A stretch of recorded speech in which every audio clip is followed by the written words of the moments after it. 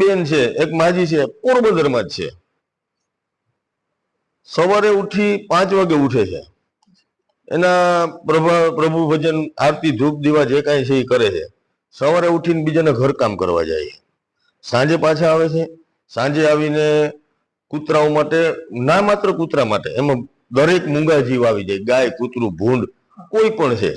એના માટે સાંજે આવીને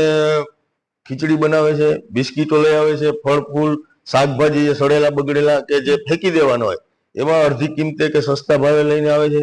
રાતે 1:30 વાગ્યા સુધી પોરબંદરમાં પોતાની લારી ફેરવે છે, 1 પણ રૂપિયાની અપેક્ષા વગર, નિસ્વાર્થ સેવા. રાતે 2 વાગે સુવે છે, સવારે પાછા 4-5 વાગે ઉઠે છે, પાછું એનું જે રૂટીન. હવે આ કામ એના પાડોશીને ખબર નથી.